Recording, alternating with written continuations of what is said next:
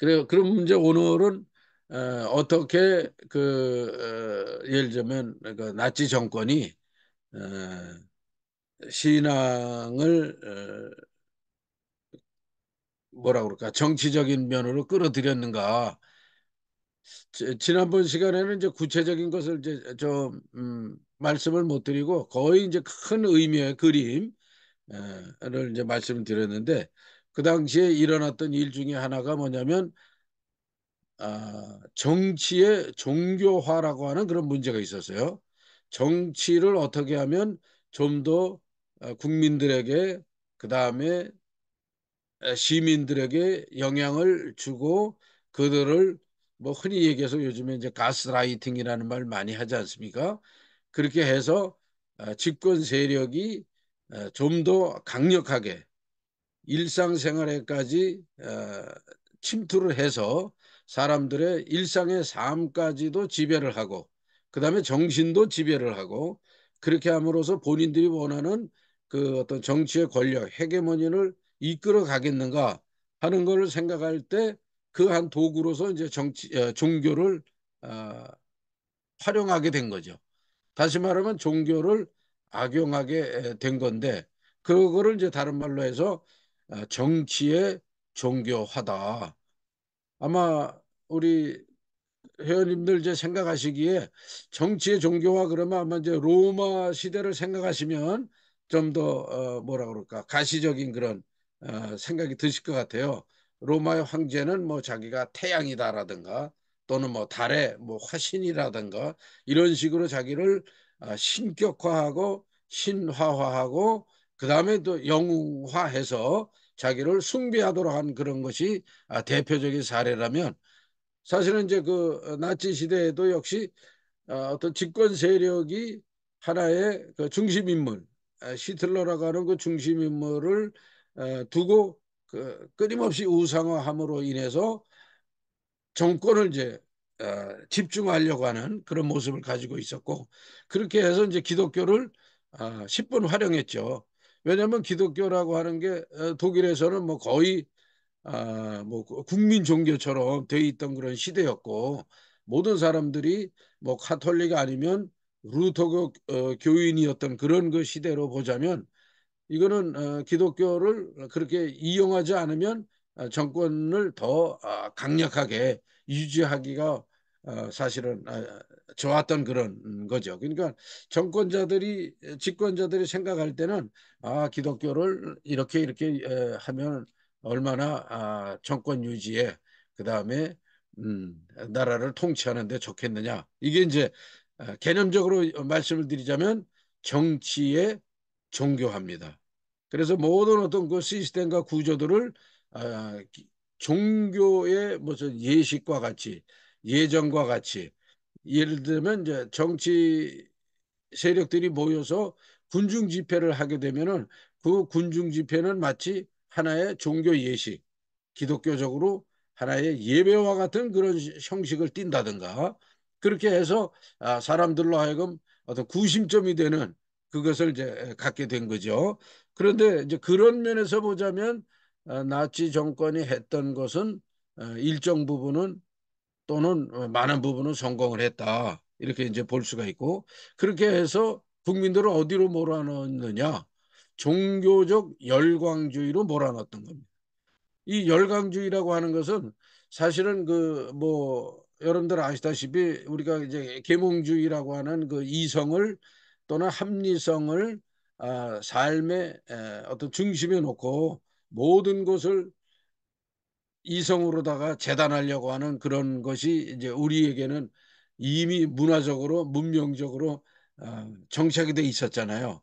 그런데 이제 그러다 보니까 그것의 순기능이 뭐냐면 비판 정신이에요. 비평 정신. 그러니까 시민들의 사회를 보는, 정치를 보는 시민적인 어떤 그 상황을 읽는 비판 정신이 굉장히 강해진 거죠. 그러니까 이제 나치라고 하는 집권자들이 볼 때는 그 시민들이 가지고 있는 이 비평 정신을 어떻게 하든지 좀 무력화시키고 무디게 만들어야 돼요. 그래서 생긴 것이 종교적 열광주의예요. 사실은 뭐 우리 이 기독교 안에서도 뭐 좀 유사한 그런 형태가 있지 않습니까?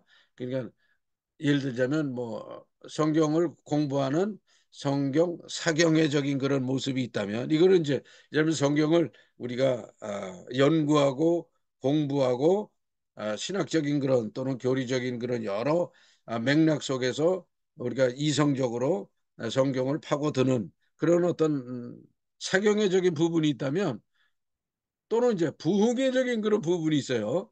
그래서 이 부흥회적인 부분은 말씀 그 자체보다는 말하자면 그런 어떤 집회에 참여하는 분들의 어떤 감성을 좀 더 이렇게 터치를 하고 그다음에 정서를 터치를 하고 뭐 거기까지는 우리가 인정할 수 있겠습니다만은 이제 그거를 좀 더 증폭을 하는 거죠.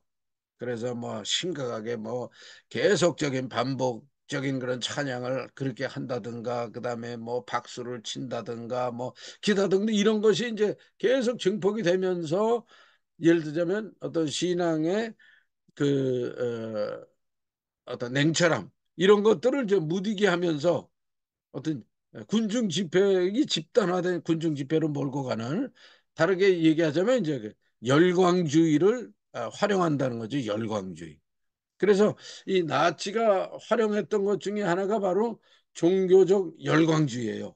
그러니까 사람들로 하여금 이성적이고 바른 판단력과 바른 분별력을 가지고 생각할 수 없도록 그렇게 이제 몰아넣는 열광주의를 활용했던 거죠. 그래서 정치의 종교화라고 하는 것이 바로 어떤 의미냐? 이게 100년 전에도 그런 일이 있었지만 사실은 지금 우리 사회에서도 어떤 그런 그 정치를 어, 종교적인 것을 활용해 가지고 열광주의로 몰고 가려고 하는 그런 어떤 그 모습들 그런 것들을 이제 우리가 역사 속에서 발견을 하게 되고 그다음에 또 하나는 뭐냐면 이제 거꾸로 얘기해서 종교의 정치화입니다. 그러니까 어떻게 하면 그 당시에 믿는 사람들이 정권을 활용을 해가지고 그걸 통해서 예를 들자면 선교에도 도움을 얻겠다든가 그다음에 전도에도 도움을 얻겠다든가 하는 그러니까 막강한 어떤 정권이 같이 움직여주면 아마 그런 생각을 하실 것 같아요. 예전에 남미의 이 카톨릭이 선교를 할 때 예를 들면 군대랑 같이 가지 않았습니까?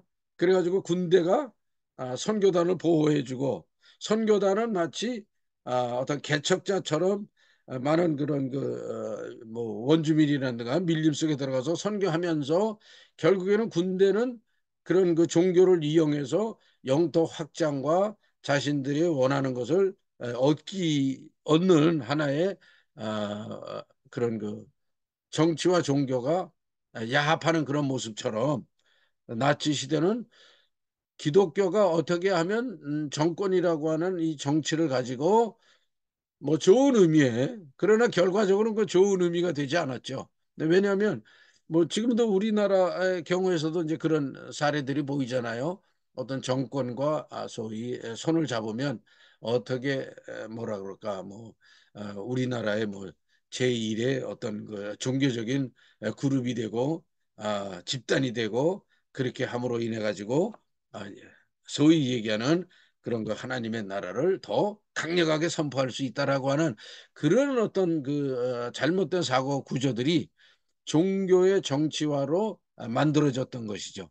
그래서 기독교가 그런 그 정치를 등에 업고 그런데 이제 유감스러운 거는 사실 많은 그 당시의 기독교인들이 이것은 하나님의 뜻이다.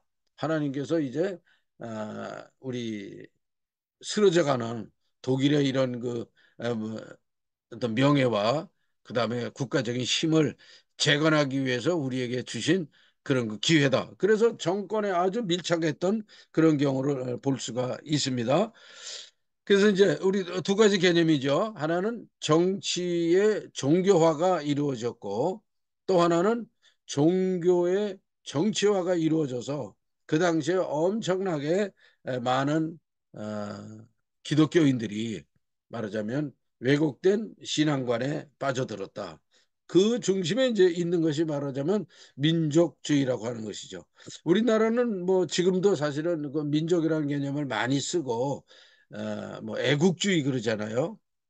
예를 들면 뭐 물건을 어떻게 팔겠느냐 마케팅 하는데도 애국주의 마케팅이 엄청 쓰이는 것처럼 사실은 그 민족이라고 하는 개념이 상당 부분은 우리가 뭐 국민, 시민, 그다음에 지금의 이제 있는 그런 그 뭐라 그래 보편화된 어떤 시민 의식으로 우리가 세계 시민으로 아, 대한민국의 그런 모습을 선진국적인 모습을 갖고 가야 되는데 때로는 우리가 민족이라고 하는 개념을 잘못 쓰므로 인해서 벌어지는 그런 안타까운 현상들이 있다.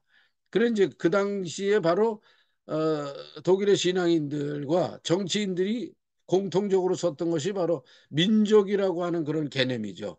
그래서 기독교인들에게 영향을 줬던 많은 경우가 뭐냐면 독일 신앙 운동이라고 하는 것이 벌어졌어요. 독일 신앙 운동. 이 독일 신앙 운동이라고 하는 것은 이제 이런 거죠. 아니 왜 독일 사람들이 유대인의 종교를 믿느냐? 굉장히 그때는 뭐 아마 사람 신선하게 받아들여졌던 것 같아요. 일부 기독교인들한테. 왜냐하면 아시다시피 이제 유대인 박해, 그 다음에 이제 반 유대주의적인 그런 그 운동이 유럽에 있을 때 독일에서는 이제 특히 더 나치 정권과 함께 소위 힘을 발휘했던 그런 경우를 우리가 알 수가 있죠. 그래서 왜 우리는 그 유대인의 종교인 그런 그 기독교를 받아들여서 독일의 통합을 방해하게 하느냐 이거죠. 그래서 독일적인 기독교란 무엇이냐? 그러니까 운동이 한 세 가지로 벌어져요.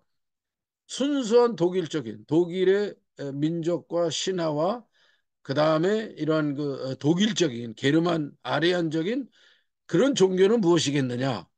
거기에서 이제 소위 기독교적인 요소를 빼버리자라고 하는 그런 독일 민족 종교 그룹이 하나 있었고요. 그다음에 또 하나는 기독교는 사실은 우리가 이미 선교로 받아들이고 이건 하나님의 뜻에 의해서 우리가 기독교화된 것을 인정을 하는데 근데 왜 우리는 이 안에 유대적인 것까지 받아들이냐? 그래서 이제 이 독일 기독교 운동 안에 이제 유대적인 예를 들자면 구약은 빼버리자. 구약적인 거는 이거는 유대적인 것이니까 빼버리고 우리가 신약만 믿자라고 하는 그런 일들이 벌어졌어요. 그다음에 이제 또 한 판은 뭐냐면 구약과 신약을 소위 얘기해서 통합을 해서 지금 우리가 믿고 있는 이 기독교를 잘 우리 시대에 맞게 나치적인 그런 사상에 맞게 우리가 다시 일종의 개혁이죠. 개혁을 한다면 우리 신앙을 얼마나 우리 시대에 말하자면 선도적인 기독교로 가져갈 수 있겠느냐 하는 이제 그러니까 이 기독교 안에 영향이 많이 온 거죠. 그러니까 예를 들자면 독일의 순수한 신화와 민족 개념을 가지고 그런 신앙 전통을 만들자라고 하는 새로운 신앙을 만들자라는 그런 부류하고 그다음에 기독교 안에 유대적인 것을 빼버리는 그러한 기독교로 가자라는 것 같고 그다음에 이제 이미 우리가 가지고 있는 이런 기독교 안에서 신앙을 개혁하자라고 하는 생각을 우리가 아, 개혁을 해서 우리 소위 독일 나치적인 그런 기독교를 가져가자라고 하는 그래서 이제 일어난 운동들이 독일 신앙 운동들이에요. 우리도 이제 그 당시와 연결된 일제 시대에 보면 일제 시대에 사실은 여러 그런 기독교 안에서도 운동들이 많이 일어났잖아요. 이제 그런 것처럼 근데 거기서는 뭐 이단도 나고 지금과 연결돼 있는 이단들이 일제 시대 때 우리 한국의 토속적인 일종의 그 토착화된 기독교를 만들자라고 해서 생겨난 그런 그 모습들이 지금까지도 연결돼 있는 그런 그 이단들이 있습니다. 그 이제 이 세 번째 그룹, 이 세 번째 그룹은 어떤 생각을 갖고 있었느냐?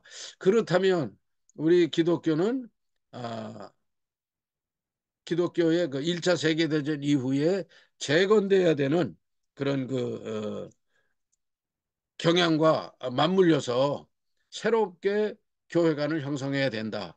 그렇게 해서 이제 생겨난 개념이 실용적 기독교라고 하는 그런 개념들을 만들어냈어요. 그래서 실용적 기독교.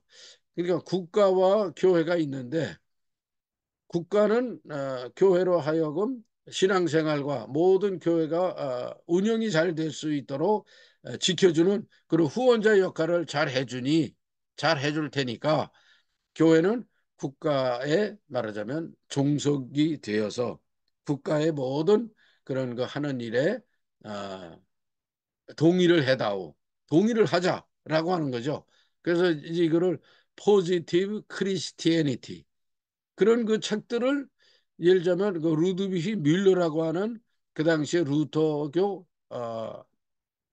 우리식으로 하자면 뭐 총감독이라고 할까요? 총회장급 되는 사람이 책도 써서 어, 그 실용적 기독교라고 하는 것을 만들었어요.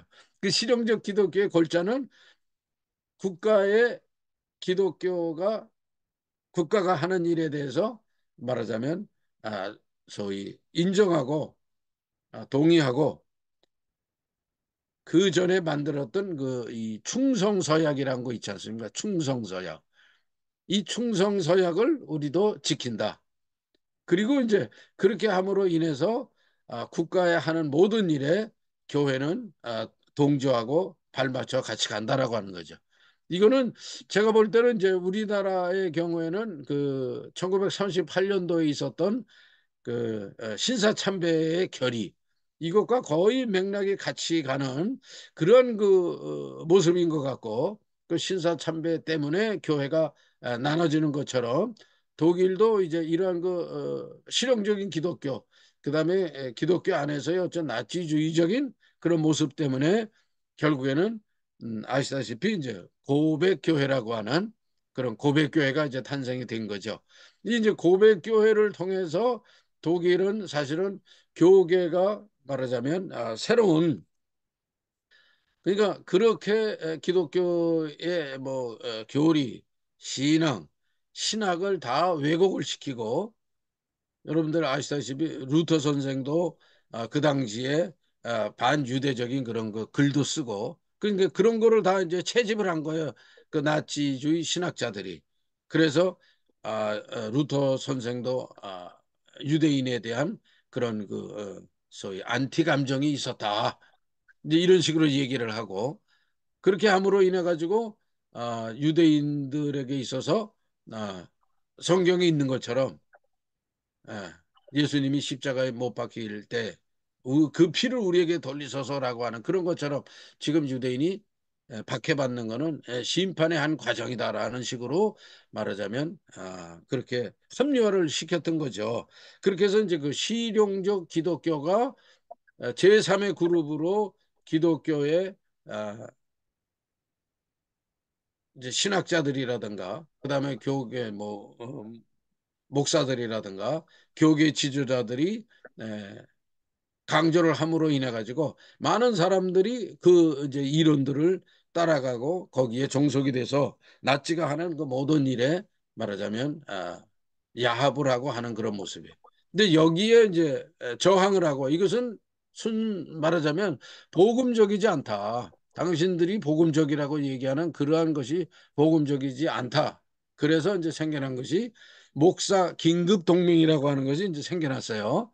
근데 이분들은 뭐냐면 지금 뭐 예를 들면 전국적인 어떤 규모의 뭐 조직을 하기 이전에 이미 이 사태라고 하는 것이 너무 긴박한 사태이기 때문에 우선 여기에 대해서 긴박성을 생각을 하고 위기를 느끼는 목사님들이 모이자.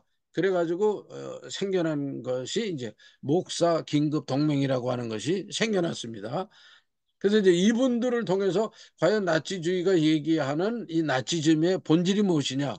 그 다음에 그들이 얘기하는 기독교의 왜곡된 모습이 무엇이냐?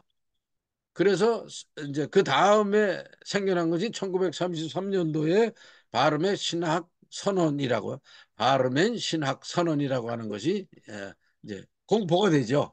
그래서 6개의 조항으로 되어 있는데 이 6개의 조항은 사실은 신앙적으로 보면 그렇게 새로운 것은 아니에요. 예수님이 우리의 구주이시다라고 하는 그런 고백을 다시 하고, 교회는 국가에 종속된 기관이 아니고 교회는 예수 그리스도의 몸된 그런 기관이고, 그 다음에 교회는 바로 성도들을 위한 섬기는 기관으로서의 공동체다라고 하는 것을 다시 재천명을 하고, 그 다음에 이제 크리스찬들이라면 예수 그리스도께서 말씀하시는 그 사랑을 실천해야지, 국가가 얘기하는 그 어떤 이데올로기적인 그런 것을 먼저 내세워서는 우리가 복음적이지 않다. 다시 말해서 윤리와 도덕이라고 하는 것이 국가가 정해주는 그런 것에 있는 것이 아니라 복음에서 하나님 말씀하시는 그것을 실행할 때에 그것이 진정한 의미의